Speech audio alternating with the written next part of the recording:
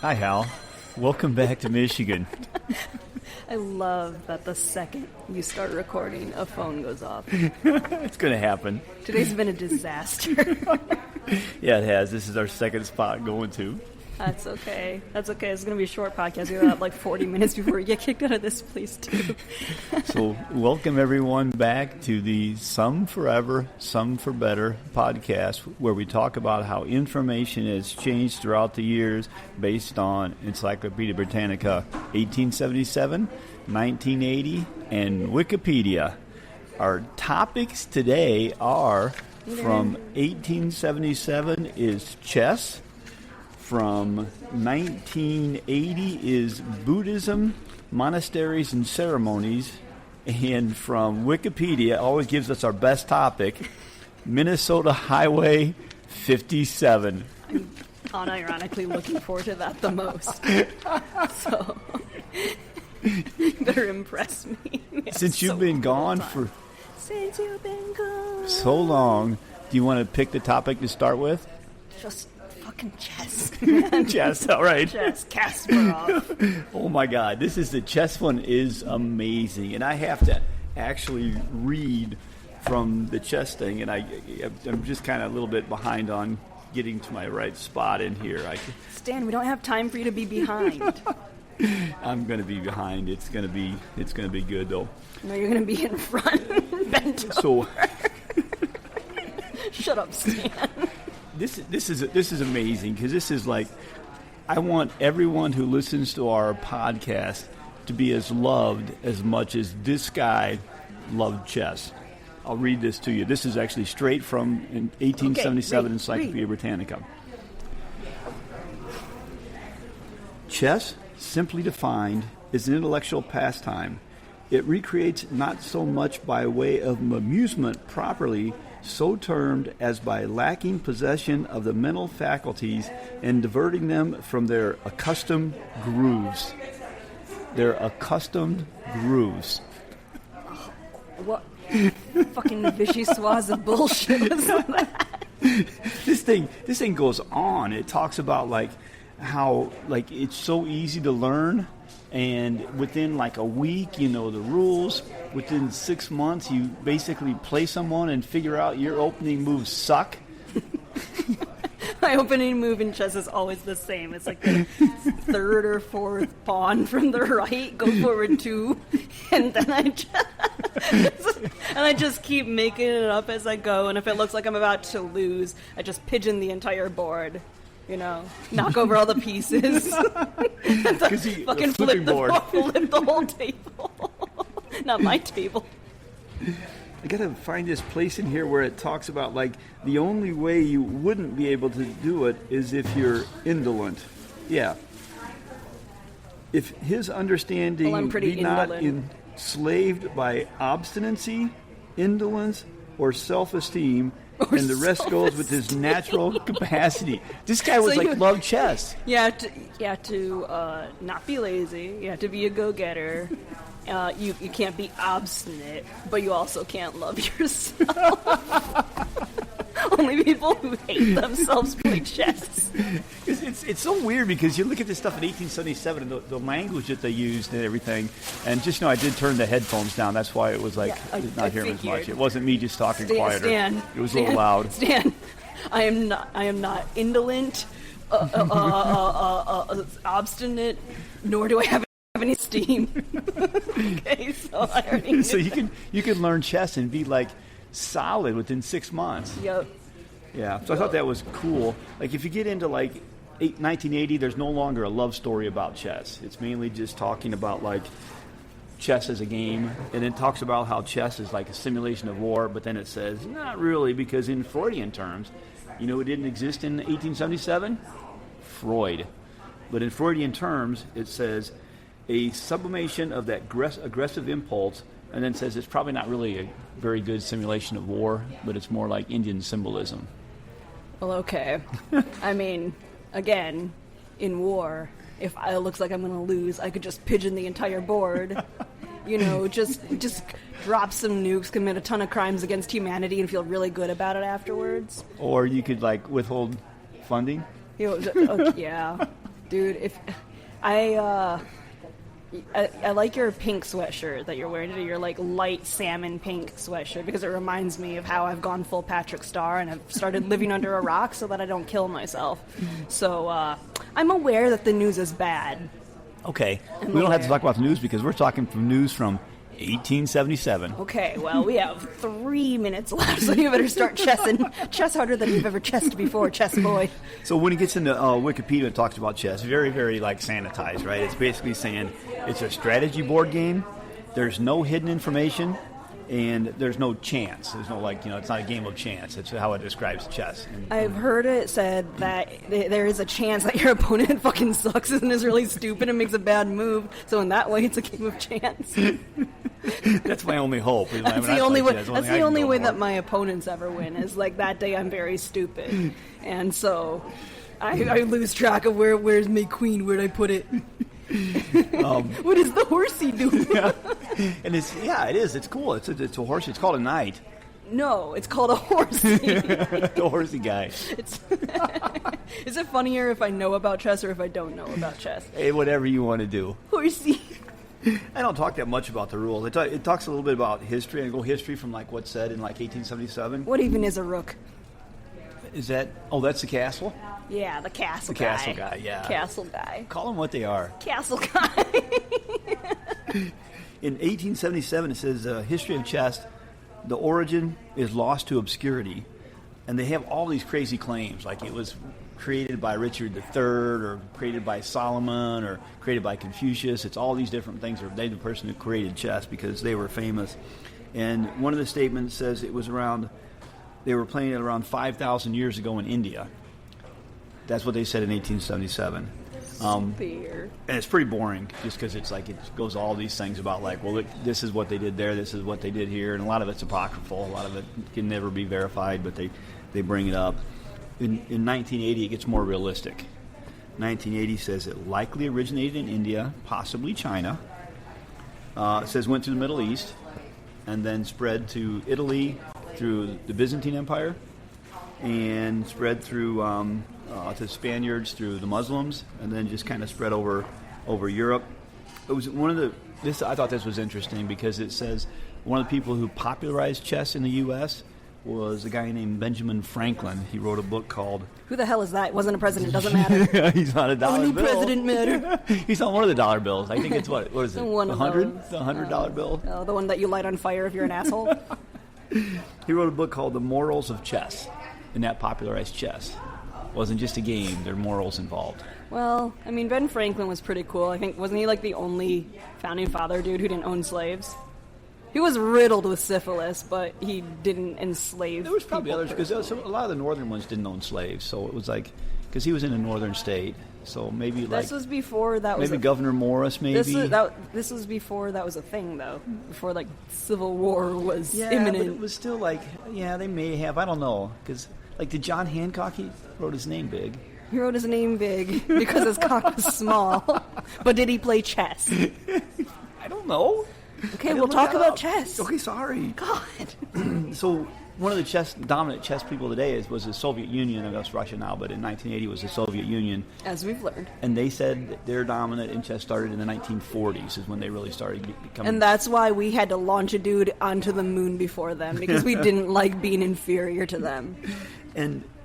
there's a guy named Bobby Fischer was a big thing because he beat the Soviet Unions back in the 1970s, and that was a big thing because he was in war or in chess? In chess, or in just in chess. The moon? No, war is chess, or chess is war, or something like that. No, I can't remember. Gagarin was the first guy in space. Yuri, something like that. It's not in my notes. I didn't write it down. I had to go from memory. Yuri Gagarin or something. Vladimir Guggenchov. Guggenheim Museum is named after him. Or don't write that one down. But in the Soviet nomination, it was like they had 3.2 million people belong to the Soviet Chess Federation, and in the equivalent U.S. thing, there was 15,000. So chess was like huge in the Soviet Union. Well, I mean, compared to the Soviet Union, we Americans are pretty indolent and obstinate and have way too much self-esteem. So, are you supposed to? I can't remember if it was a hat or a hat. I closed that book, so I can't go back to that. Well, I can't remember go back. what you said. Some people listen to another speak and then retain their words. I don't remember what I said. And then Wikipedia gets more specific. It said originated in India around the 7th century, so no more 5,000 years ago. So about the 7th century, which for people who don't understand, that's the 600s. Great. And then it also went through Persia and then Middle East and Europe. Modern game that we see today started about the 15th century. And the first world chess champion was in 1886, so after our encyclopedias, was a guy named Wilhelm Steinitz. Okay. Steinitz. I think he was German. Great. So I thought one time that I was like pretty all right at chess because I always beat our producer. Like, almost every single fucking time. I beat our producer at chess. But then I remember that every time I played the computer and the chess application that comes pre-installed on every computer, I always lost. And I was like, well, that's not fair. The computer knows everything. And then I was like, okay, let me put it down to, like, dumbass dipshit level computer. And it still beat me. I'm like, oh, man, I think I suck at chess. And so now I don't play chess. Well, I get in that a little bit because they do talk about computers. Okay. So computer and chess. And in Wikipedia, not in Wikipedia, in 1877 there was nothing about computers playing chess. You know why? Because computers weren't around? Yes, that's why, Hal. Oh, man, we have like 30 minutes left before we get kicked out of here. So in 1980, a guy named, in the 1980 encyclopedia, not in 1980, in the encyclopedia they talk about Claude Shannon, and he's one that first was one of the guys that started doing the theoretical things about how you could build a computer to do chess. And he's significant because of the Shannon diagram, because I've heard of him before because of the Shannon diagram. And Shannon diagram is also used in information warfare. So that's why he's significant today, because the Shannon diagram basically talks about how information gets going from one place to the source to the destination, how you have to get all the signal through the noise. He's the one that drew that diagram of the stuff that could be used in today's information world. I feel like I should have started with the highway, and then we could have talked about that for 45 riveting minutes. I'm so bored, Stan. So there is like Shannon came up with a 10 to the 120th possible games of chess that you could play. So that's why it's such a difficult problem to solve. When you get into Wikipedia, obviously we know that in 1980 a computer had not beaten a human in chess, except for some people who weren't that good. But for in general, the but it beat a grandmaster. Yeah. And now we know that we're fucked. In 1996, It Deep just Blue proves from that IBM. they can beat us at war. The computer can beat us at war. We're fucked. Stop making AI. I mean, like, actually keep making AI because yay, extinction, yay. But if you want to not die, stop that. Cut it Yes. out. Cut it out with the fucking Chat GPT. Play chess against each other. Cut it It's out. like war. Yeah, it's like war. I mean, or you could, just sit in front of the TV with Smash Bros. Or Call of Duty and just knock out the Wi-Fi when you're losing.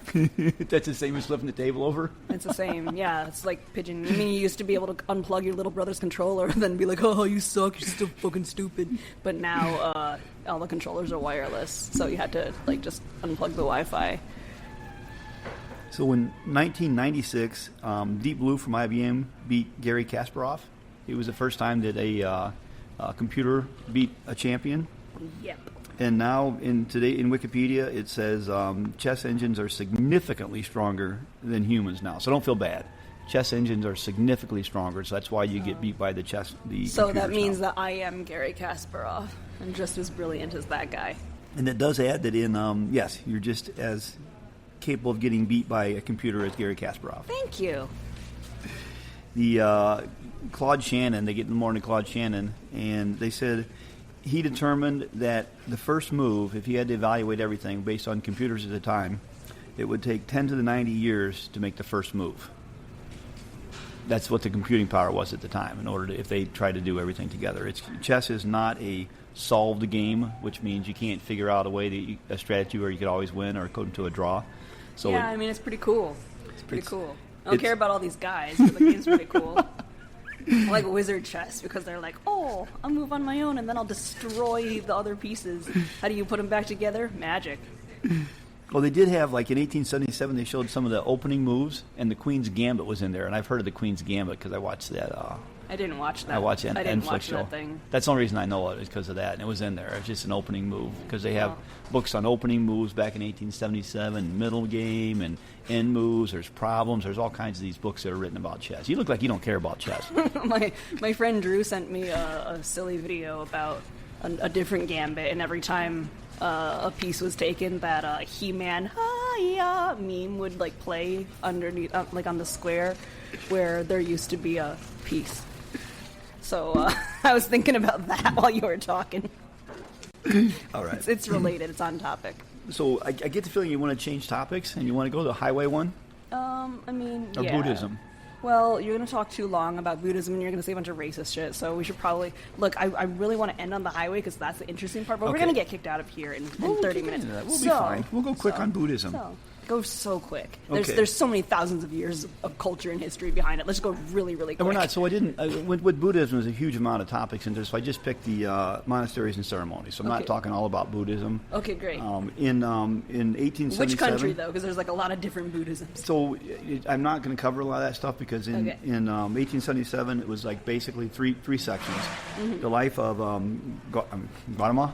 Jesus Christ, the Buddha. Just call them all Bob, okay? We don't need names. You can't pronounce them anyway. Nobody's going to be able to look them up. The life of Buddha, and then early Buddhism, and then later Buddhism. So early Buddhism was all in India, and later Buddhism, which is not modern. It's so modern, but it was the time after, about 300 or 400 when Buddhism moved to the countries you mentioned, where it's in China and Japan and Cambodia and Tibet and all those different places. Okay. Tibet. So... Did you say Tibet? I did say Tibet. You also say Italy, Italia. Iraq. You just pronounce everything like a Republican. Mexico. So let's see. There are some racism stuff in 1877 about Buddhism. Because it said because Buddhism died out in India, replaced by Hinduism, and it said it became corrupt, wealthy, and idle. And they'd gone back to devil worship, witchcraft, and astrology, which always underlay their nominal beliefs. It's really fucking stupid that fundamentalist Christians are always like, oh, everybody who doesn't believe our bullshit worships the devil. It's like, no, we don't believe in the devil. Exactly. We don't worship shit that doesn't exist. That's the whole fucking point. Well, there are some discussions if Buddhism was a philosophy or religion. Because it doesn't really have a god, and they think that religions have to have a god. Or Buddhism really doesn't have that. Pretty much a philosophy. That's why it's chill, and not a lot of genocides have been committed in the name of Buddhism, unlike some, less philosophical, more religiosical types. Religiosical. In the 1980 encyclopedia, they started talking more about just the monasteries, what they were. And originally there was the Mendicants who would roam the countryside, but in the rainy season they would find a permanent settlement. And that's how the monastery started, because they started, when it was the rainy season, they wouldn't want to travel. So they started going to these places, and then they started making them more permanent, and that's how the monastery started. But they still lived by the Buddhist rules. One thing is they're mostly democratic, and this is talking in the, 300s, 400s, whatever. And they were like a democratic society. They were all decided on the rules, as opposed to having a central ruler, because the Buddha did not announce his successor. He said everyone needs to live by certain styles, and so it was a democratic society. I wonder what that's like. I wonder what it's like to live in a society like that. And I wonder if I'll ever find out. You may never. They had rules they developed. The gravest sins that would get you expelled was sex, theft, murder, and exaggeration of your miracles. Well, I have done at least 3 of those 4. No, it's not saying that you've... So I think I would be kicked out. I was thinking about going back to the monastery, but I have done a lot of crimes according to them, so I don't think I'm welcome. And the Buddhist life is supposed to be wandering. So you're wandering, poverty, begging, abstinence. Well, okay, but I've done almost all of that. A lot of wandering and being in poverty.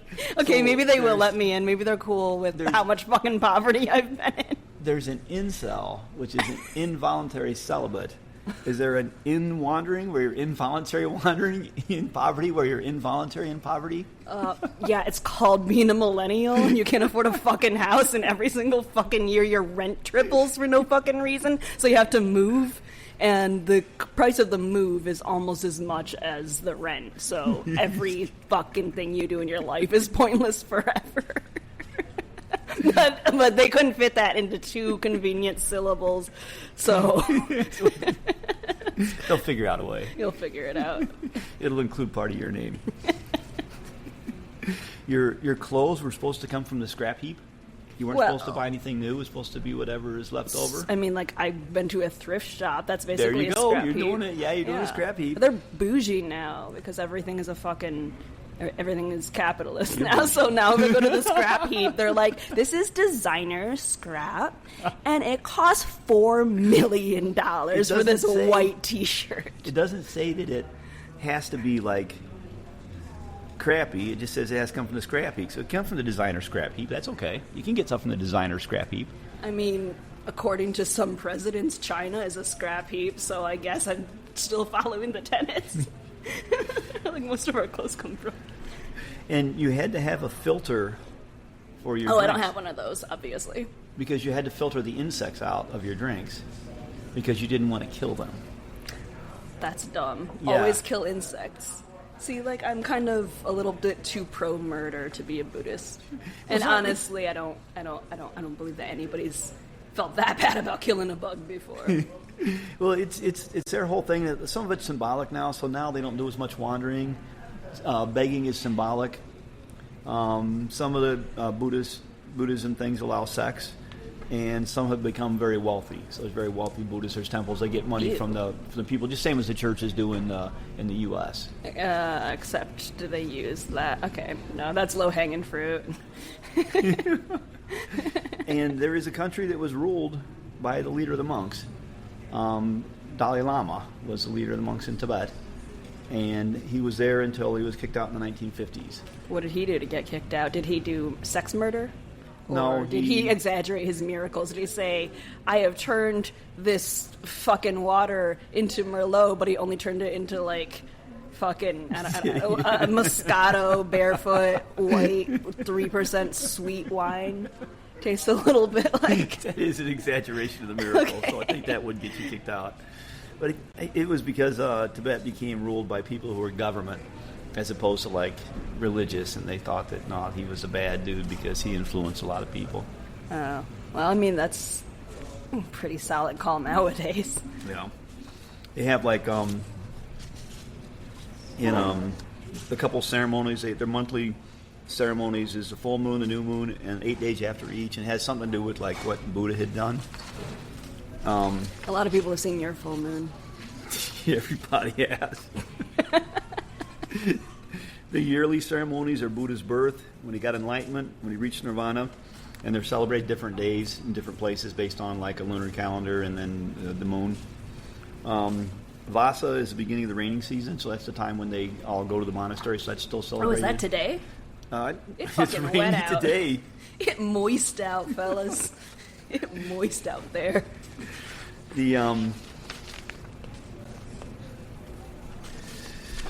At the end of the rainy season, there is there's a gift ceremony, and that's where the laity, the normal people that are part of the religion but aren't part of the the priest, give out robes. That's where they get their new robes, is during that time. Oh, not from the scrap heap?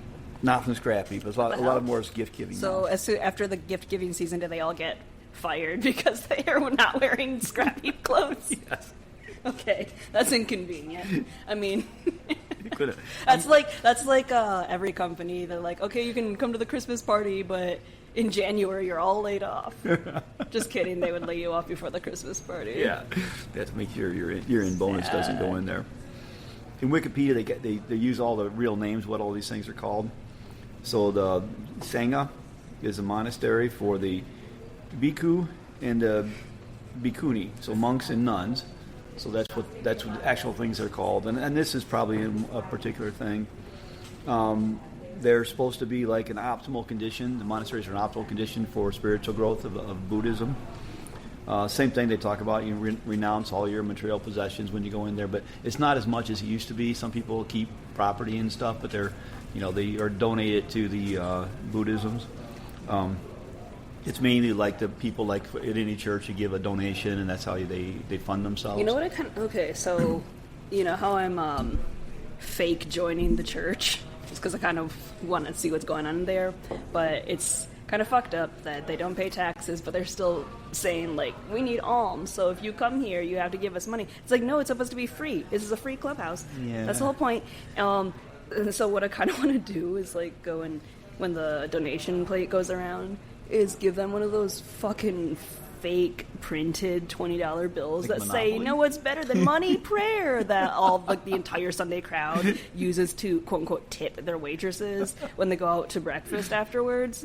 Oh my God, this never work food service on Sunday. It's bullshit.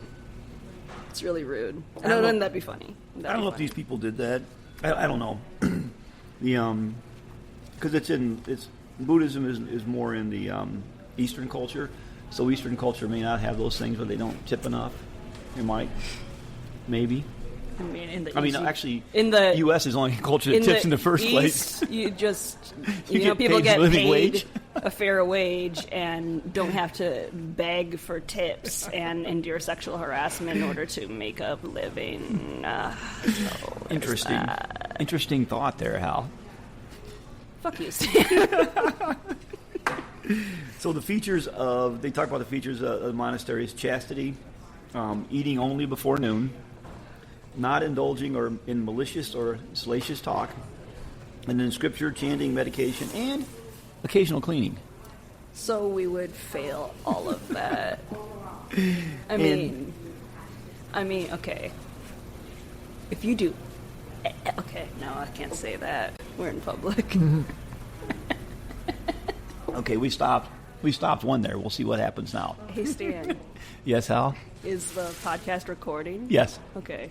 Just making sure. It's like, I don't know, I guess it's so excruciating to spend time together because I feel like it's been an hour and a half, but in truth it has been 12 minutes. It's very hard for me. And then the Buddhisms are not vegetarian. They eat what's given to them. So they won't kill an animal, but if it's killed by somebody else, and they'll accept it, and they'll be able to eat nice. it. Interesting, because Yeah, go ahead. I know a lot of white people who are like, I'm a Buddhist now, and I'm vegetarian, and that, like, A equals B, and that's why I'm each. It's like, I think you're just appropriating Eastern culture again, my guy. I don't think that you actually... because you just said that they don't have to be vegetarian. They can be. They can be vegetarian. But they don't have to be. And they don't want to kill things. That's why they filter out the insects. They don't want to kill the insects. They don't want to kill the animal. But if somebody else kills it and gives them some of the food, they will eat the food.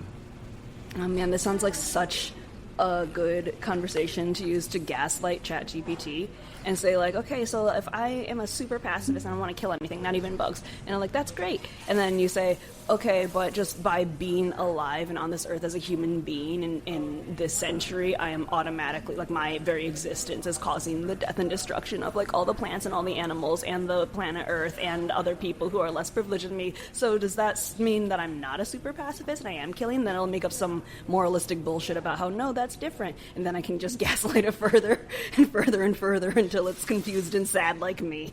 Hey, Hal? Shut up. We're not fucked. We are fucked.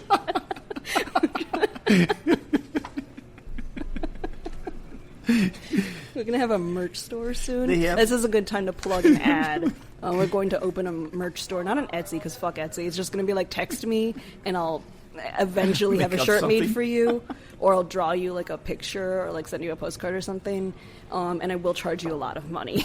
Because, as I said before, I, like the perfect Buddhist that I am, am in so much fucking poverty. Please help me. All right, that's the ad. That's the ad read. Yeah, there's like 74 different holidays they have. One of them is Tet in Vietnam. The only reason I know about Tet in Vietnam is from the Tet Offensive during the Vietnam War, and that's the only thing I know is because of the history of that. Jesus goddamn Christ. Okay, so my question is, do I get all 74 of these holidays off of work if I convert? Well, no, because that's the same thing. It's like a holiday here, a holiday there, because there are different, variations of the religion throughout the world. So some people get the holidays, some others don't. Okay, what if I join the variation that does get the holidays? Do you join them all? You become your everything. Just join them all? I think yes. Join them all. You can appropriate all that. I'm just Hal. like, I'm Hal, going to join. Appropriate all that. Appropriate what you want. Everything. I'm going to join every religion until I get it right. I'm going to get into fucking heaven, all right? I will believe all of them simultaneously, even the ones that strongly conflict with each other. I believe it. I'm going to heaven. Some form of heaven. Going to heaven. But Buddhism is not heaven. That's nirvana, and I like nirvana. I'm going to nirvana. Yeah, I mean, I would go back to Seattle in the 80s. It's pretty grungy. Yeah. Shut up. So the last topic is from Wikipedia, Minnesota Highway 57. Oh my God, yes. Yes. Oh, I love every word of that. So this started in the 1920s as a route between Casson and Mantorville. And then it was extended to its northern terminus in 1934, but wasn't completely paved until 1958. That's so fascinating. Isn't it incredible? Say more. It looks like it's an alternate route between Rochester, Minnesota, and Minneapolis, St. Paul, Minnesota. It's like normally you would take the freeway there, but there's no freeway directly there. Okay. I looked this up. It was like I'm trying to figure out where this road came from because it starts in a town of about 6,000 people and ends on another road. It's not even a town. How many miles long? It's like 56 miles long, 56 miles total. Should have been called Highway 56 miles total. I got this one thing. There's one part of the road that is 28 miles before you actually come to a town. It's just completely rural. You don't even come to a town for like 28 miles. How does this have its own Wikipedia page? Exactly. Like you can literally... This feels less important than Philip Schmidt. I don't know. Philip Schmidt was up there. The main highway between Rochester and Minnesota, or Minneapolis, looks like it's US 52, which is a divided highway. It's not an interstate, but it's a divided highway. So, it's like a freeway. Okay. For most of the way, not completely, but most of between Rochester and... So you can use cruise control. You can use cruise control Fantastic. in this one. But if you're on a road that goes 28 miles without hitting a town, you can use cruise control. Even though it's a two-lane road, it's like there's nothing that's going to stop you except for tractors. Tractors, horses, maybe the Amish. Yes, the Amish. The Amish. Sometimes they hang out on the road.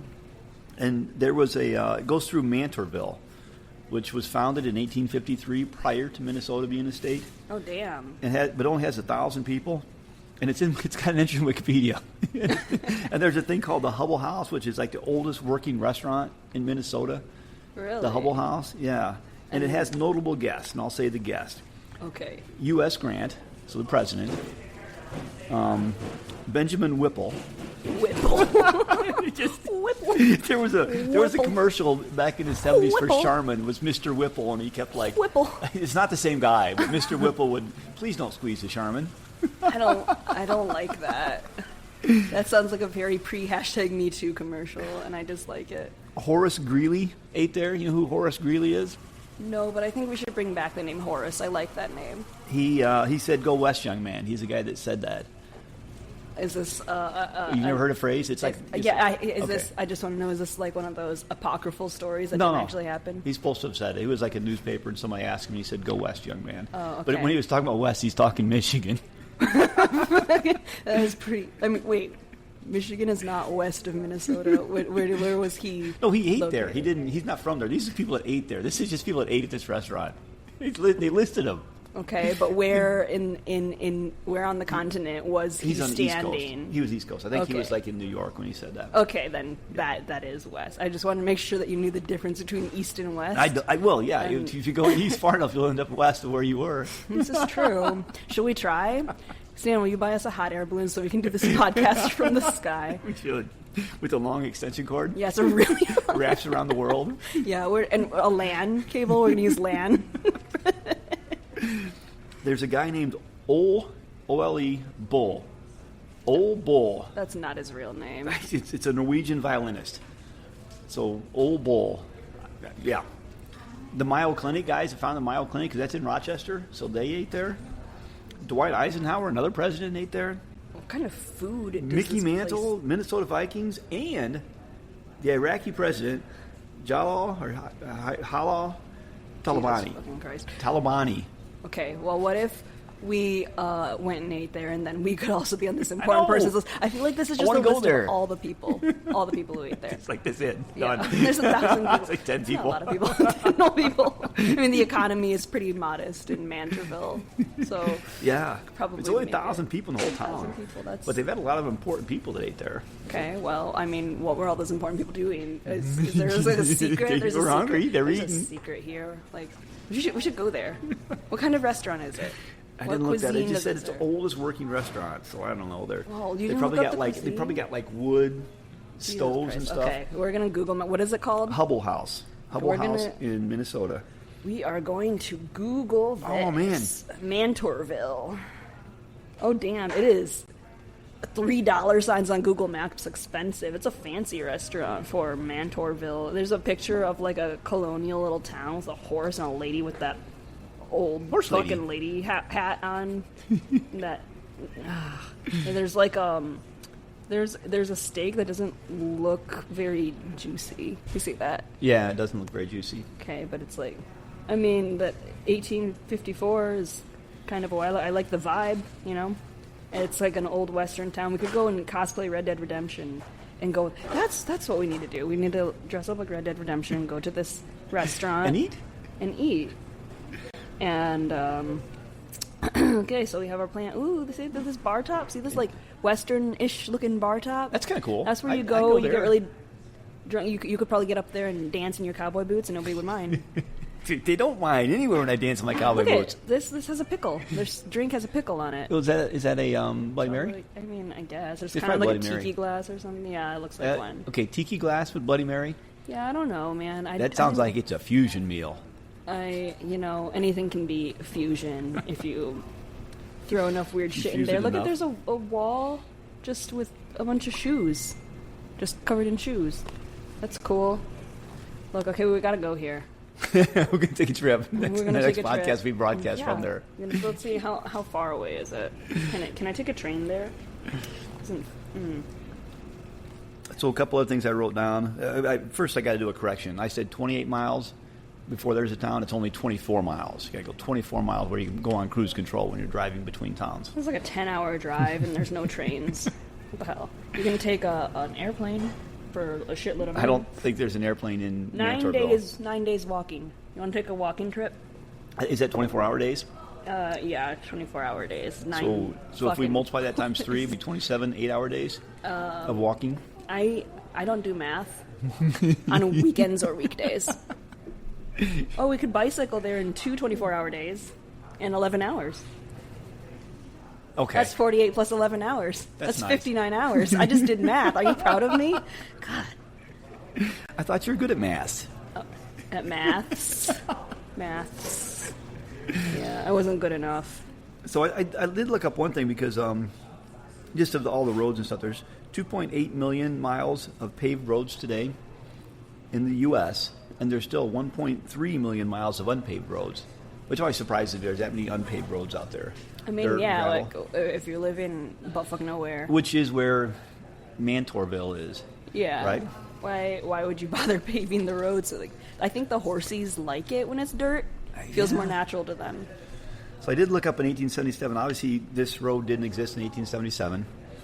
In 1877, Minnesota became a state in 1858. So it wasn't even like it's barely a state No one at that gave time. a shit about any place in Minnesota. They're just like, there's this thing called Minnesota. And look, I just got another rejection from a job. It's cool. Got to throw that in my rejected folder. Okay. Keep talking, Stan. Is that your biggest folder? It is so fucking full. It's so fucking full. I don't want to look at it. So in 1862, so Minnesota became a state in 1858. In 1862, there was a Sioux massacre where the Sioux Indians started fighting them, and it basically said 700 white settlers were killed until the Union troops pushed out the Indians. Okay, so it was like this War of the Indians, and if you look at the population growth, because Minnesota was, the home of the Sioux, and it's another tribe. I don't know what the other tribes were, but the population in 1850, before it became a state, was 6,000. Okay. It became a state in 1858, and in 1860, it had a population of 172,000. Wow. So you went from 6,000 to 172,000. By 1877, had 780,000. It sounds like they would not be allowed into the Buddhist monastery because of all the fucking they were doing. Gross. Stop having 16 kids. That's disgusting. I don't think they were having that many kids. I think they were all moving out as the whites expanded into Minnesota. Oh, so were they immigrating? We should probably send them back where they came from. Well, the thing I'm curious about is I wonder why the Sioux were mad. Is it possible because 150,000 people moved into their land and called it a state? And murdered everybody? Yeah. And so they pushed them out. So they, it's just kind of you look at the reasons for things. You say, oh my God, this is terrible because there was a Sioux massacre. But then when you look at it, you're like, well, why were they mad? Oh, because you're taking all their land and saying they can't go there anymore? Maybe? Yeah. I mean, look, it's, you're not allowed to speak what actually happened anymore. You got to go with alternative facts. So the truth is that the Occam's razor is always it's the white man's fault. It just always is.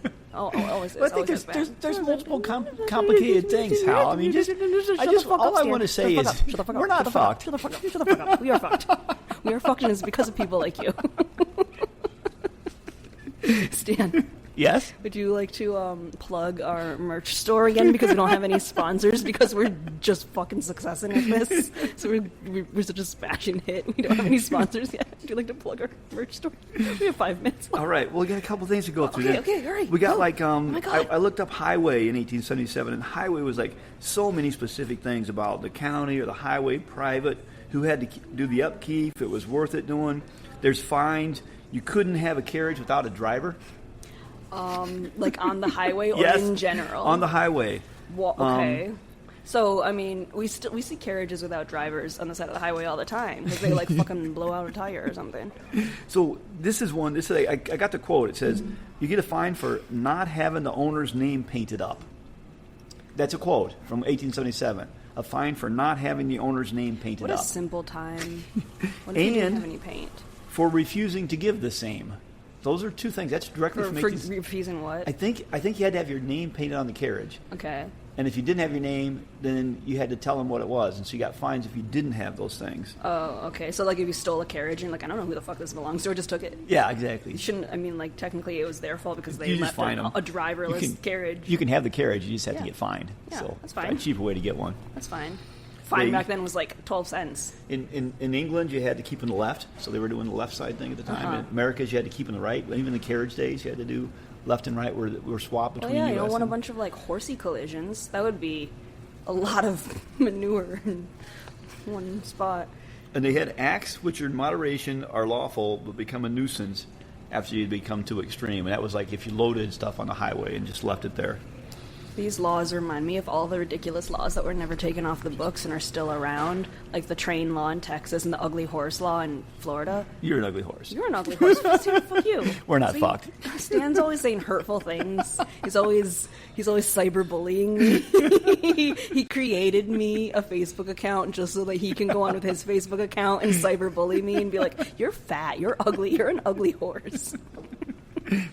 Looks like you've lost. Which isn't even true. I'm an ugly human.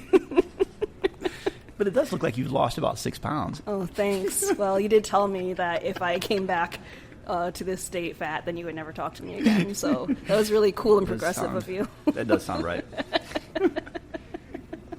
They talk about toll roads, and you had an exemption from a toll road if you're of a public character.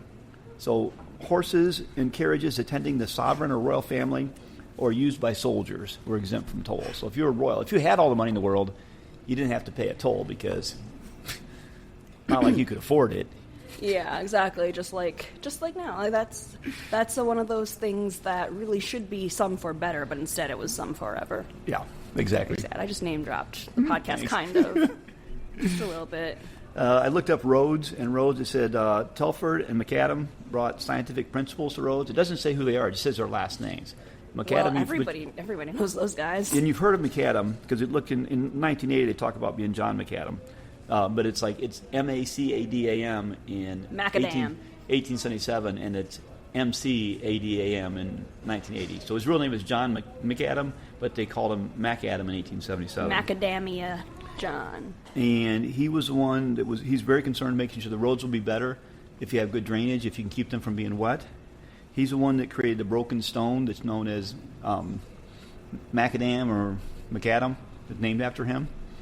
And he said 10 inches was sufficient for all roads back in 1877. 10 and there's very few. There was 10 inches? 10 Did you just say 10 inches? 10 inches was sufficient 10 for every inch- road. Okay. What, like width? Length? Of depth. 10 inches of depth of the macadam, of the rocks, the crushed rocks. Oh, okay. You're talking about crushed rock roads. Crushed rock. Macadam, that's what it's called. Crushed rock Oh, is so called like macadam. I didn't go to school for crushed rock macadam roads, so I didn't know Yeah, that. and there was very few paved roads back, and then they were just starting to, and they were paving the roads because of the bicycles. That was the thing that was driving them to be The paved. penny farthings. Yes, so the bicycles The was ridiculous not bicycles. cars, because cars were very, very new, very rare at that time, and the carriages didn't need it. It was mainly for the bicycles. They used binding of limestone cement, which is mainly water, or bituminous concrete, which is tar, or tar macadam, or tarmac. Tarmac.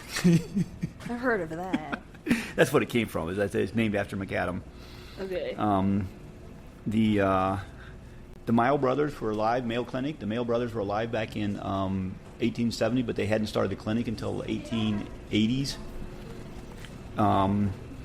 The heavy road building that we start seeing today started in the 1930s. That's when we started seeing road paved, which is about the time this road was built, which is kind of like, for obscure location as it is, it's kind of weird. It was like, yeah, we need a road there because you're taking a road How from... else are you going to get to the Hubble house? No, exactly. You're just like, you're going from a town of Something like was 500 to a happening town of there. 1,000 people. Something was happening there for sure. Yeah. There was like an illegal gambling ring or something exciting. It's just weird to me. The older water-based cementing of the roads that was in 1877 wasn't sufficient for automobiles because of their weight and their speed. So that's when they had to go through either everything now is either with tarmac or tar or asphalt or concrete are the two things that are used for road today. And the interstate that we know today was started in building in the 50s when they really got heavy building like the divided highways. And I think that's all time we have today. I just keep seeing a flash over there. I'm wondering what that is. Is that the get the fuck out of here Yeah, flash? it might be the get out of here flash. No, I don't want to get that fuck out of here flash. Yeah, that's Whereas- okay. Well, you know what? I'm glad that we got to talk about the Hubble House and all of the illicit activities that were happening there, attracting famous, wealthy men. I mean, it can't be anything good, but we should still go there and check it out. Do you want to look up our topics for next, or you want to do that another time? We should probably, yeah. Or should go we get ahead. out? Yeah, you should do that Okay, because let me go. we haven't yelled at yet. Yeah. Let me go in there and get that taken care of. And you need to fill in time. Oh, you want me to do an ad read? Yeah, do your ad read. Okay, ad read. So someday we may or may not have a merch store, but it's not going to be on Etsy. It's just going to be like you got to text me or like email Stan or something, and we'll send you possibly a shirt. But I don't really have a thing that makes shirts, and everything's tariffed now, so you'll probably not really get a shirt. But we will send you a design concept of the shirt, and you'll be like, cool, and you'll send me $35, and you'll never get the shirt. But to be fair, that's the same experience as ordering anything nowadays because the USPS is fucked because Loser the Joy Killer is fucking it on purpose. So I mean, even if you like order from a legit real seller out of the real online store, you're never going to get your shit, no matter how much money you paid for it. And they'll be like, oh no, and you'll be like, oh no, and then everybody's fucked and we're all fucked. Did you look up the topic? Just send us tariffs. Send us your tariffs, and I will live off bread. It's cheaper for you. Yeah. Yeah, the topics from 1877 from Volume 3, ATH through BOI, page 225. From 1980, Volume 3, Bolivia through Cervantes, page 1094. And Wikipedia, this is always our favorite. Wikipedia is always the best one. Oh yeah, let's go. The American Republic Insurance Company headquarters building. That's the worst one I don't know. It might be better than Philip Schmidt. It might be. American insurance. Well, I mean, we have a lot to say about insurance right now. Yeah, we'll probably talk about a little about American Republic insurance, and we'll talk about insurance in general. And it's in Des Moines. Oh, is it? Yeah. Okay. Yeah. That's like your favorite state is Iowa. Yeah, we're going to do the rag ride across Iowa this summer. God, we won't be podcasting during that time period. You love corn so much. It's your favorite thing. You told me the other day. I love corn, just corn, not eating corn, not cooking corn, not like, alcohol's made from corn, just corn. I love the texture of corn, you said. Stan, you were like, oh, I just love the texture of corn everywhere. I just really love it. And I was like, Stan, I did not consent to hear this. And you're like, corn, I love it. I want it everywhere. I want it everywhere in and on me. And I go, Stan, I did not ask for further elaboration. And you said, corn! So that's why you love Iowa. I'm troubled by this thing that you need to have consent for me to say something now. Oh, well, comedy is dead. Nobody can say anything anymore, not even jokes. And that's why you started a podcast, right? So that you can say a bunch of racist stuff and get even more followers. I'm not saying racist things. I'm reading them from 1877. Make sure we're clear here. Okay. Well, just make sure to drink bleach or whatever the kids are doing these days. The bleach contest. God, I really wanted everyone to do that. What before we go, what obviously fake and dangerous health trend can we invent for the children? You're looking for one? Yeah. Maybe like, okay, like when there's an oil spill in the Gulf of Mexico, and all the birds die. Well, you should go in there and swim and drink all the water. Okay. Well, not going to be canceled, but it looks like we're going to be removed from the American culture by the people in charge. That's okay. You know what? I am amazed. I'm not deported yet, and I just can't wait to get deported to the wrong country. So you're welcome to visit. Will you turn your fucking phone off when we're recording? Figure out how to do that at some point. Jesus fucking Christ, Stan. No, like you're such a boomer. I haven't told you my stories yet. Fight the power. Fight the power, yeah. And when I get deported, come visit me because I will be homeless and very impoverished. Maybe the Buddhists will let me in if they forgive me for all that sex and murder I did. More homeless and impoverished than you are now? Slightly, Right. because I won't have an ID card. Just think you won't get rejected anymore. I won't get rejected by whom? Nobody, because you're just like a Buddhist at that point. Oh, okay, yeah. Involuntary Buddhism. Involuntary Buddhism shall be the name of my memoir. Pick it up on our merch store, which may or may not exist. Text Dan. But there will be a book at some point. It will be a book. I will write a book. I'm going to write a book. It's going to be very pornographic. A lot of murder, too. And self-esteem. No chess. A lot of helicopters. See, and I think we did pretty good for having 14 seconds to record this. Nice. Awesome. Well, all right. You calling it for the day? I guess if we must. It's been pretty fun talking about highways and corn. Yes, it has, Hal. Yes, it has. Did you miss me so much when I didn't talk to you for 1 week? Yes, I missed you while you weren't there for 1 week. Oh. Well, I was here. I just wasn't talking to you. Yeah, I blocked you. You didn't really go anyplace. I blocked you because of the corn thing. You were just annoying me, so I stopped answering your texts. Wait, you weren't gone? No, I wasn't. I made that up. I just I don't want to talk to you for 7 to 9 days. So block. I think I accidentally blocked you for some reason. You did block me, didn't you? Well, that's because I blocked you, and you're like, you can't block me, I'll block you. Which is how I quit my job. You can't fire me, I quit. And they're like, great, we don't have to pay you severance. I'm like, no, I don't quit. I want that. Give that back. Give that back. Right. Well, Hal. Well, Stan.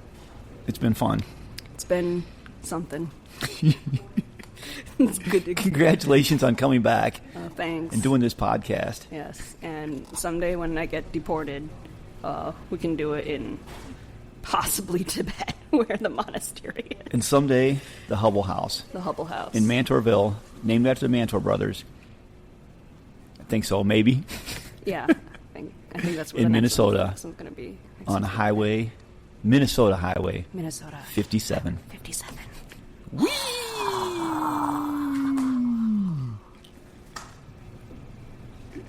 Did it record?